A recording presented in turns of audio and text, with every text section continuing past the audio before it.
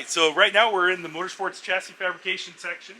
And over here, it's more about chassis design, front end, rear end suspension, depending on what you want to do with the vehicle. You just got to tell us what you want to do.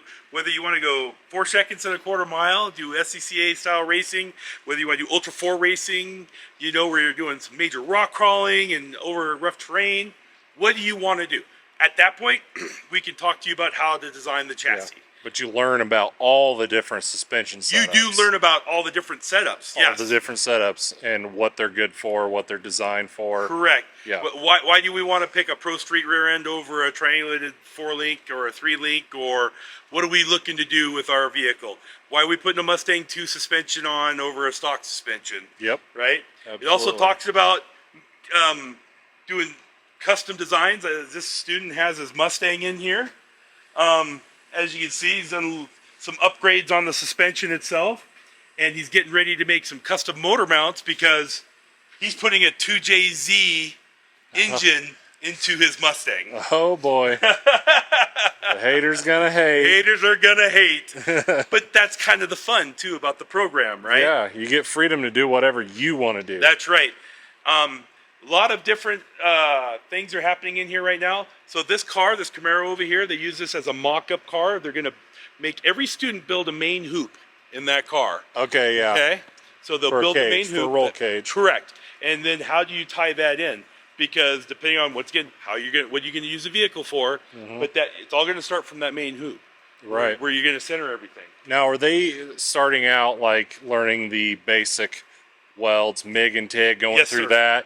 And then they're doing, you know, the tube fits, learning how to do all the basics first, right? Notching your tubing and how to properly fit it. Do they still have to hand fit and hand file before they can use a notcher? Yes, sir. It's all done by hand first. I still have the scars from hand filing all those tubes. Yes, they make you do everything by hand manually first. Because not every shop out there is spoiled and has a notcher out there, right? You got to know how to do it by hand first. And how to properly measure everything, how to properly set it up. Exactly. Yep. Right? So as we walk through, lots of different projects going on. You can see we got a really cool CNC plasma cutter over there. Oh, that's new. That is definitely new. Yeah. Compared to when you were here. But got some suspension stuff going on here. This is really cool, this Vega. They've done a complete suspension setup on this as well. Oh, Vega. Wow. Whole new frame. Most definitely. So this belongs to an instructor. And this is, you gotta stay tuned. You're gonna have to watch online a little bit for the progress of this. Okay. This is kind of his dream car. He owned it at one time. And when WyoTech was thought to have been closing, got rid of it. And the staff here at WyoTech found it. Got it back, we presented it to him with a whole bunch of parts, and now they're working towards finishing it up this time. Oh, I bet he had some tears. Oh, and he did. Randy Spallina. He's an amazing, amazing individual. That's awesome. But like you mentioned, lots of welding, MIG and TIG, right? More, I'd say it's a lot thicker wall than what they're used to working with in street rod. Right. Right? So you're up to like quarter-inch and... Correct. I think you start off with 8-inch, right? You learn how to weld 8-inch together, and then then you start doing some thick to thin and continuous welds, stitch welds, learning how to do that in MIG, doing all the exact same welds in TIG. Cutting with oxyacetylene, using a plasma cutter. Does the oxyacetylene cut still need to look like it was cut by a bandsaw? Darn right, before man. If you do it, you got to do it right. I mean, I think I spent like 15 hours on one cut. I mean, just the prep work you have to do to stabilize your arm to get that to pass. Yes. And then you'll spend all day trying to pass something. Yep. And you'll be so proud of it, and you'll take it to an instructor, and he'll be like, well, if you can do it again, I'll sign off on it. You're just like, no! It's all about patience over here, right? Yes. Fitment is key. So it's all about patience, really making sure everything fits properly. If you go through this class, you can fabricate anything. I would like to believe that. That's just about anything, yes. And if you're looking for a piece of equipment over here, if you can't find it, you're not looking hard enough. Right. Yeah, they've got very well equipped on tech. They got all the stuff. They got more stuff now than, you know, whenever I was in here. And you can see, here's some of the comps. you'll probably recognize some of this stuff. You know, different tubing fit, and looks like they're doing a good job on some of these TIG welds. Yep. Little mistake here and there, make them redo it. They're short so they can see the inside of it too, for the penetration. So building their little Christmas trees. Yes. It is Christmas time almost. So. Yeah. Let's go check out the other shop. It's once again, Motorsports Chassis Fab's become fairly popular. So we have an A and a B class. Okay, so the shop's split in half. You got to remember, for all those kids out there that said, "I'll never need to know math in their lives," this is where they're proven wrong. Exactly. Right. And by the way, you better get really good at using a ruler. Ruler, yes. Dial calipers, micrometers. I mean, the fabrication piece, the design piece, all of that takes a lot of time before you even get to the weld, right? You gotta design it, start fabricating it, fit it. You gotta fit it, right? And then you finally get to the glory piece, right? The welding piece of it. And then don't screw that up. They don't screw that up. So this here is a 68 Corvette frame. Okay. Completely built from scratch.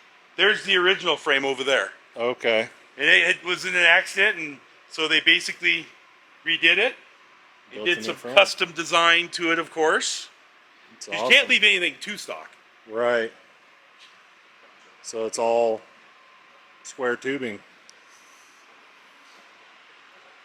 Now that front piece is cool.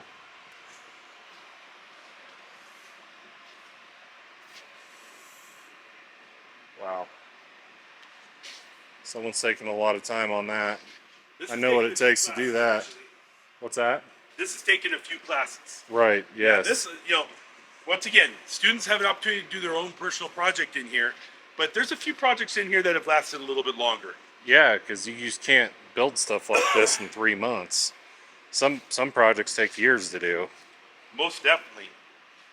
But you're just getting the basics on how to do all that stuff so you can do these projects in the future that take more time. Some really cool projects going on in here, like I said. Oh, did they narrow that rear axle? Yes, sir. So you guys still teaching that? They still can build a full custom Ford 9-inch as well. Okay. A Fab 9-inch rear end. Yeah, that was. All you gotta do is find the third member to put in there. Yeah. So we still are doing that. Don't know if you had a chance to do that when you were here. Yes, we did learn how to build a Ford 9-inch and how to narrow the axle tubes. Once again, another mock-up Camaro. And then you'll get a kick out of a project over here. Definitely got to show this off. But this Volkswagen Bug is being turned into an amazing rat rod. Oh boy. Yeah, I like the holes in the frame. It's pretty cool. A lot of time. A lot of time, yeah.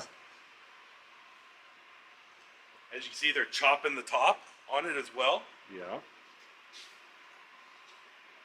And I'm not sure where the big slicks are for this, but I think he's got a picture of what it's kind of going to look like over here. On the side.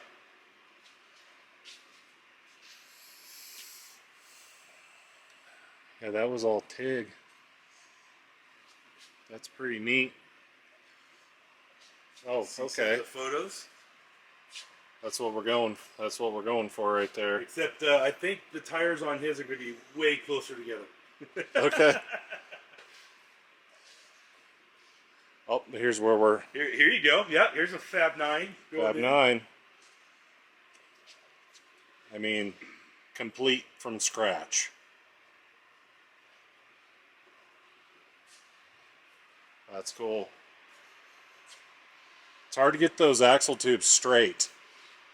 Learning how to heat one side, and then cool it to make it move in the direction that you want it to move, and that's an art. That built, it's just ordering your axles and having your third member. And I actually use the skills that I learned here on combine drive shafts. Oh, okay. When I have a bent shaft, I'll actually heat it in the direction I want it to go, and then I'll take a wet rag and then I'll quench it, and I'll put a dial indicator on it and make it go the amount of thousandths or whatever I need it to go. So I've actually straightened shafts on combines with what I learned here. That is awesome.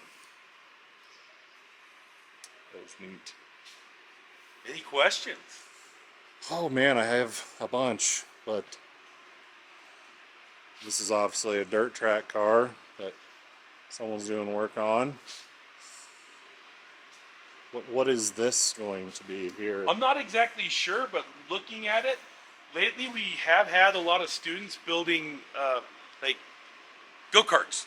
Okay. So they get the concept of putting together a full frame just on a little smaller scale. Yeah. And it's something that might be able to be more achievable in the class time they have comparatively to what's hanging on the wall up there. Yeah. That full chassis that's up there.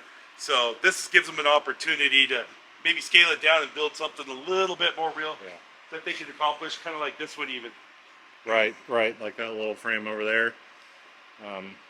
The amount of time I had in class, what I did was I put a full frame in my 77 Nova.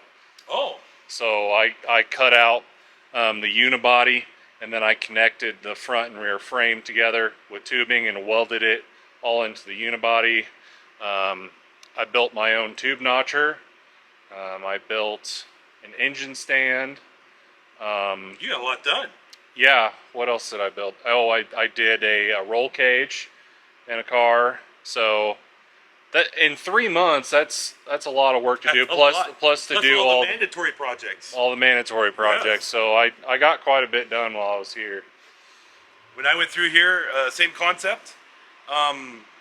We did a lot of work. We built a 23 T-bucket trike. So frame from scratch, got the body mounted onto it, fit everything.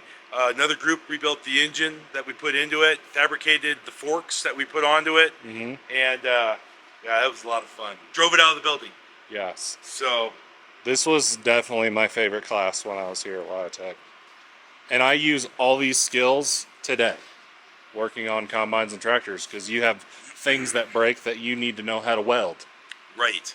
Replacing side sheets, where a bearing has wallered out, the shaft wallered out the side sheet, and you got to cut, that out and weld new in, or maybe some frame rails are cracking and you got to go in and, perform welds and stuff. So I still use these skills. You could use these skills in any industry that you go to, because most in the ag or the truck world, you got to know how to weld stuff. Right. So heavy equipment world. Exactly. Yes, most definitely. Yeah, I would highly recommend taking this class. We have a lot of diesel students, and actually, I can't even say that. Everybody takes this class. Yeah. Every program takes this class. Every program takes the street rod class. A lot of the cores, like, diesel and auto are the only ones that can take the high performance class. But, the electives give us a little bit of that flair on, I'm not concentrating on this, but I'm being introduced to it in a way where I can take these skills wherever I want. Yes, to be successful. Right? Exactly. We just finished this building in October. We started our first class in October, and pretty excited about this. We just put this new 90,000 square foot addition on to the end of our specialty building. We dedicated this building to Dave Kuhn. He's he's the director of our physical plant. Amazing man. He was able to get this building done, I'd say under budget and ahead of time. Oh, nice. So that's hard to do nowadays. I believe last October, somewhere around that last time frame, and got this done. So if you want to come on in. All right, new automotive shop. Okay. This is our Dave Kuhn training facility. And this entire building is dedicated to the automotive program. Wow, this is massive.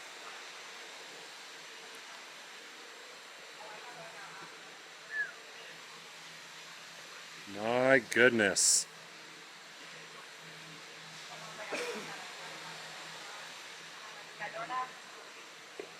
This is just huge. Bright in here too. I love the lighting. All the new LED. You get a sunburn on top of my head in here, I think. So over here we have the stage being set up because we're having our grand opening tomorrow. We've got a lot of people we've invited out, and it's open to the public to show up. Including me. Including you. Yeah, that's why you're out here, that's right? why I'm out here, is for this, to open up this new building and celebrate this. So we got some things moved out of this section over here, but this side of the shop right here, those two classrooms over there and those two classrooms over here and all the shop space in between is all dedicated to our EMS program and our EMS 2 drivability program. Okay. So they'll spend 3 months in this section over here. So EMS is all about engine management systems. Yep. EMS 1. So once again, we're starting off real similar to the diesel program, the basic electrical, learning how to use a DVOM, working on breadboards, testing sensors, testing learning relays. all the different types of sensors. Correct. Like what's, a thermistor, Correct. How does its resistance change and how does it affect voltage? Learning, that's another thing that I really got out of that program, was learning the different types of sensors and how they work. Right. Allows me to be able to test them better. Most definitely. And that can go through any industry. Anything.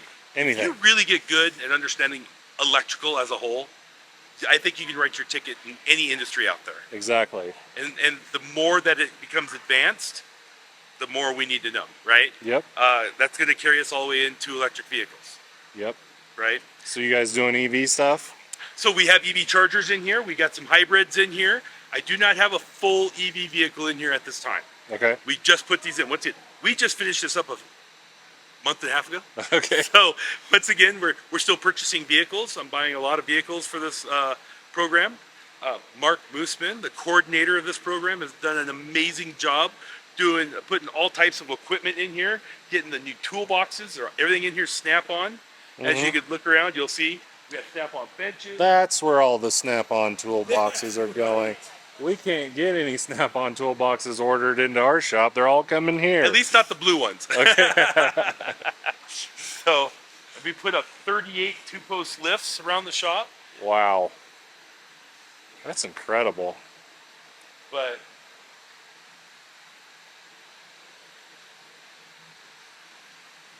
a lot of Impalas.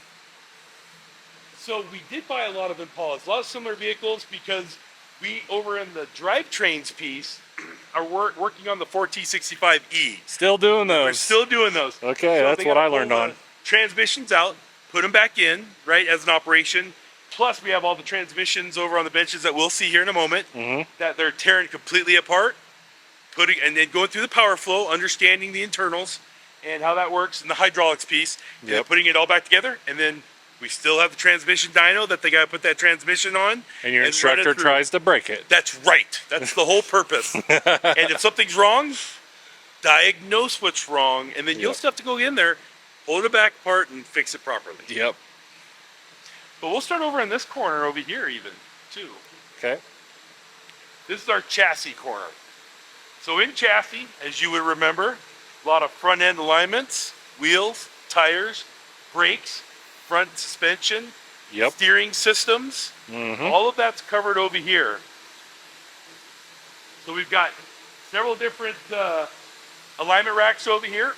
We got some Jim Beam, we got some Hunter. We got our heavy duty lifts over here for the lighter duty diesel trucks. Something that needs a little bit more weight, suspension. So we go over here.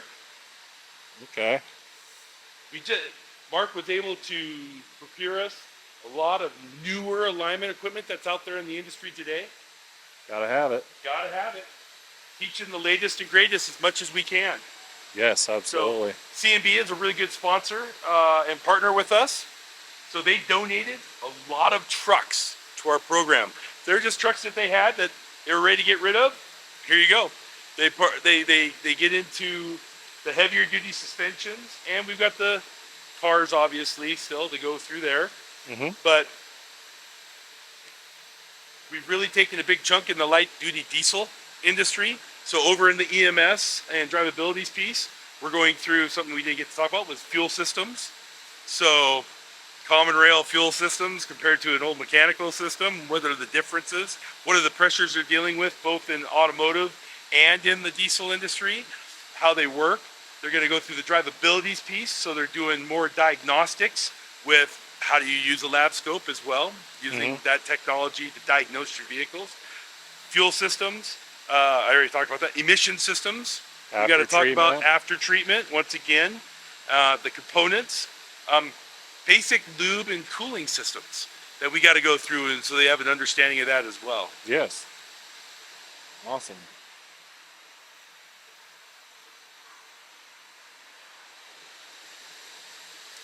Walk over here and take a look at our new alignment rack. We have a new ADAS system over here as well. So automated driver assist systems. That's like for adaptive cruise and your cameras. Departure warning, automatic braking, all the cameras, radar, LiDAR, all the stuff that's utilized. GPS, everything that's on a vehicle today. We talked about earlier. We got the new 360 systems out there. Yeah. All of that's got to be calibrated in the event of any type of repair on a vehicle, especially in the collision industry, right? Okay, yeah. Even just replacing a windshield today. Yeah. Right? If you have to replace a windshield, they have to go through and recalibrate that vehicle. Because now you've replaced where the camera system may be. Gosh, it's changed a lot. It just keeps growing and growing and growing.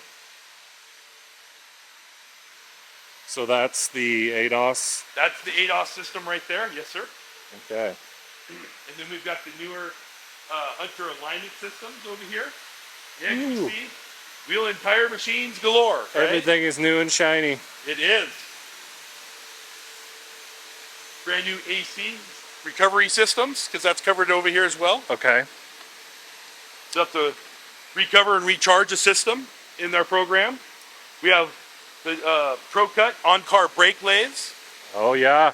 I used to make good money using on-car brake lathes in the automotive days.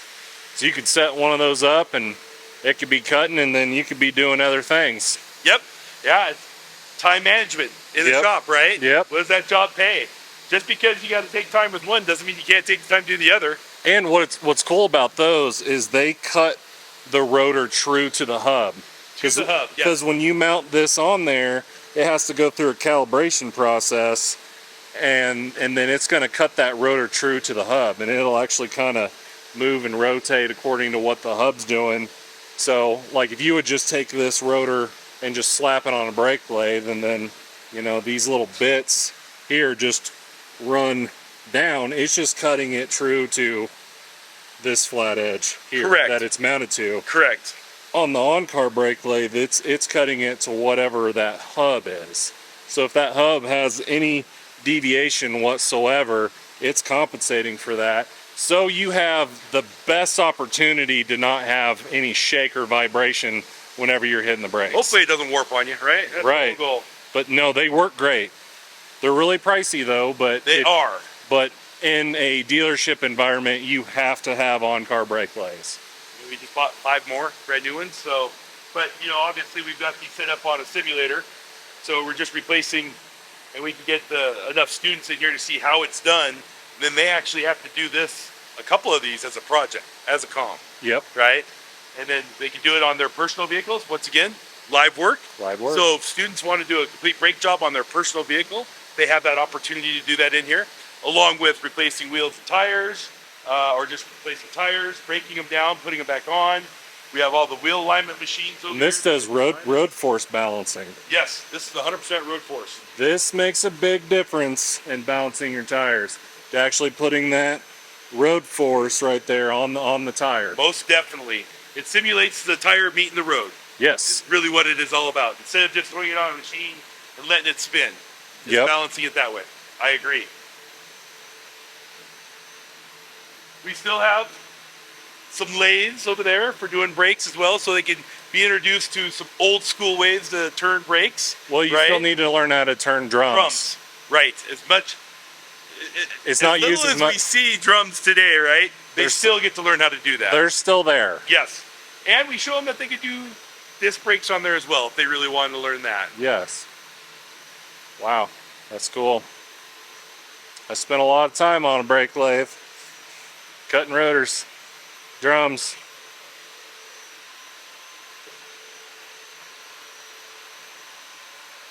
Is this more ADOS stuff or all wheel alignment? just wheel alignment stuff? That's all they are, okay. yeah. Okay, so it's just doing wheel alignments. Boy, we have 7 wheel alignment racks, machines. That's including our heavy duty ones over there, and the 1 ADOS station over here. Okay. So they're learning all about camber, toe, thrust angle. Master camber, toe, thrust angle, including everything. You bet. Everything, they're learning it all. 4-wheel alignments.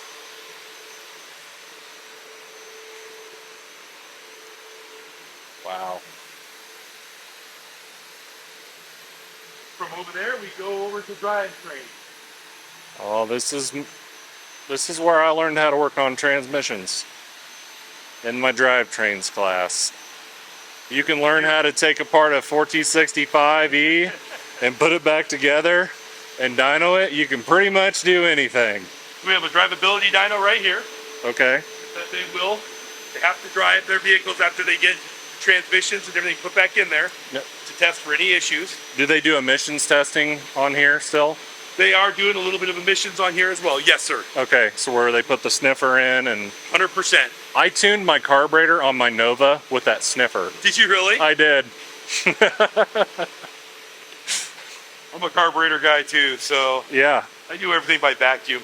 Yeah. So, we have the transmission dyno. Okay. Right here. Boy, that's changed. So it's all electronic. The old system, it's different, yes. We had an old Toyota 4-cylinder. Yeah, in the room. Yes. Sir, I remember that. Yep. Boy, that thing would tear up some transmissions, wouldn't man, it? That thing, brutal. Because like the valve bodies have been like torqued on so many times that even they were heel coiled and stuff, and they still wouldn't hold it together. And funny you remember that. I remember that piece of equipment.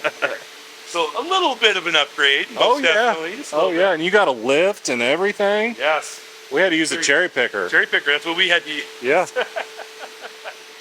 So as you can see, all of the 4T65Es are set up out here. Okay. So man, these are nice workbenches. And these are snap-on workbenches? These are all snap-on, yes. Woo! If you look at this side, you see that we have tools all in the drawers over here. We have cabinets and toolboxes where the students can utilize. Man, that is nice. All stainless tops. Got transmission mounts. Once again, automatics, manuals, power flow, hydraulics, you know. It's all taught in this program right here. Yeah, learned about throttle pressure, governor pressure. Yes, sir. All that stuff. And then, obviously, the R&I task of removing and reinstalling the transmissions. And once again, students have a personal project, they want to do something, we have the facility for them to utilize. I did a turbo 350. Oh. I took a 200. Did you do your ANSWER certifications when you went through here? Yes. I took a turbo 200 out and I rebuilt I went to the junkyard and bought a turbo 350 and rebuilt it, and that was my project, and put it in my Nova. A little older than you, but we had to rebuild a turbo 350, a turbo 400, a 700 or we did a 700 R4. Yeah. We also did a 727 torque flight and a 904 torque flight, and we had to do a C4 and a C6 transmission. Oh, nice. So, well, you got the plethora of training options. We did. We definitely did. That's for sure. And I actually rebuilt my 727 torque flight in that class. Oh, wow. So are they doing any new, like, 10-speed transmissions and stuff that's in, like, half-ton trucks? We are talking about them and going through. We have had students bring in their 10 speeds. They're bringing that in. The thing about what we're doing here is that we have all of these trannies. They're all similar. And we have the vehicles. They're all similar. We've invested in all this. So everybody's doing the same operation. Okay. Now, once they get done with this, they want to bring in their 10-speed. Bring it on in. Yeah. You know, our guys are attacking those just like anything else out there. Got to learn the basics first. This really is the basics. Yeah. Right? And this is where it starts. And you build off that. Once again, you got the technical know-how. You understand how to read a manual or go through your online manual and understand how to do it, that's where the goal is. Is there a lot of transmission rebuilding going out there in the industry? Probably not as much of the full rebuilds, as much the diagnostics piece of it, right? Right. And then probably putting in a remand or a new transmission into a vehicle if it's under warranty and getting it out the door. Yep. But you still have to do the diagnostics piece to that. Absolutely. And if it's something that you can repair, they're repairing it and then allowing you to put it in. And you probably got a really specialized guy in your shop that is in charge of that. Right. It's not every technician in the shop doing that particular repair. So exactly. Okay. So that was the full tour of WyoTech, and I'm blown away by how much has changed and improved for the better for these students. Yeah, I tell you what, after being here 28 years, I've seen WyoTech go through many transformations, right? The face has changed a little bit here and there. But now, under the leadership of Jim Mathis, it has been the most nimble, the most exciting, the growth happening. Once again, we started with 12 students. Back July in 2nd, 2018. 2018. 12 employees and 12 students. And in just over 4 years, here we are with over about 170 employees, right? And 825 students. Wow. So Big just turn. the growth is amazing. That's because of our culture, our mentality, our attitude, what we invest into the students now, what we invest into the program, as you see, what we invest into the programs. We are here to do the best we can for them. The experience is for our customers, right? And they're our customer, and I go as far as to say that our employees are amazing on this campus, and they're our customers too. We take care of our employees, our first customer, which trickles down to our amazing students that we get, and then the employers, who is our customer, they're going to benefit. WyoTech's about giving an 8-hour, 20-minute a day, 1,440 hours in 9 months, and trying to make as much of that as possible as hands-on. It gives them a better, well-rounded education, a real-world experience, so when they leave WyoTech, they get to put that to work in the industry. No matter where they want to go. Doesn't matter. Take your blinders off. If I'm taking the automotive industry, you could change the diesel somewhere along the line like you did. If you're taking the collision industry, you could switch that anywhere you want. But what else needs paint and body work? Don't look at it as just cars and trucks. Look at it painting airplanes, going into the heavy equipment world or heavy truck world. If it's got paint on it, we can paint it. If you're going into the diesel industry, take your blinders off. You can take that anywhere you want. So we're training you to be an amazing technician here. It doesn't matter which program you take. It's what do you want to do with the future? Where do you see yourself going? And being realistic, if you want to go closer to home, that gives you options. If you want to move away from home, it gives you options. But the training is what lives with you and goes with you. Keep an open mind. And living in Laramie is an absolute great experience too. This is a wonderful, beautiful place. It's a little chilly in the winter, but you got to like the wind and the snow. We do have a couple of seasons around here. We've got summer and road construction season. More winter and road construction season, but no. Laramie, Wyoming itself has been an amazing place to live. You've got the University of Wyoming here. We have WyoTech here. We have amazing schools. And if you want to have fun, we got the Snowies just to the west of us, 30 minutes. We got the Snowy Range ski area, about that same amount of time to get to the west. We got Kirk Gowdy State Park. We're surrounded by a beautiful scenery. And then if you're looking for that big city atmosphere, we got Fort Collins just south of us, and Denver only a couple hours. So you can go to Mile High Nationals and go to the drag strip if you want, a couple hours south. And everything in between. What do you want to do when you're here? You're never too far away from something you'd like to do, whether it's hunt, fish, ski, snowmobile, ride motorcycles. The opportunities are endless. Well, I really appreciate the tour today, Sean. You bet, Zach. It's been a blast being back. It feels great being back here at WyoTech, and I'm just super excited for the future of WyoTech and where it's going to go. But I think it's going to go far. This is by far the best tech school I have ever seen in my life. Well, we're sure hoping, we're reaching for some big goals. Yes. We're talking 10,000 students by 2030. So, it's the alumni like you that have come through here that also supports what we can accomplish with the students. So we really appreciate you coming out and being a part of this. No problem. I really appreciate it. Thank you, Sean. Thank you. Okay, well, we're back at WyoTech, and we're here at the ribbon cutting ceremony, and it's kind of like just a big party, you know? Check this out. Yeah. Got all the snap-on toolboxes out here.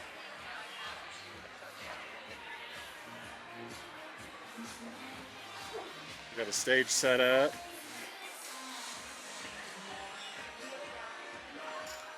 Okay, so we're all done with the ribbon cutting ceremony and after party, and boy, I've met a ton of incredible people on this trip.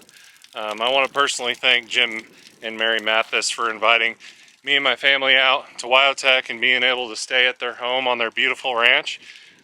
If you want to go to a trade school, this is the place you want to go. Whether you want to go automotive, diesel, upholstery, you name it, you can go through that program and the sky's the limit for you. You know, I'm a living example of that. I went through the automotive, I ended up in the diesel world. You know, so if you go through WyoTech, there are literally going to be employers throughout the nation that is going to want to hire you. You know, if you're a WyoTech grad and you've got perfect attendance, you can pretty much write your own ticket wherever you want to go. So I love this school, and I'm really proud to be a graduate of this school, and I'm really proud of where Jim's and his team is taking this place. And it just feels great to be back here in Laramie. It's just a beautiful place, and I really appreciate all the love and support that I've gotten from WyoTech. And I just want to encourage each and every one of you to live your dreams and do whatever makes you happy. And thank you for watching, and until next time, keep that green iron moving.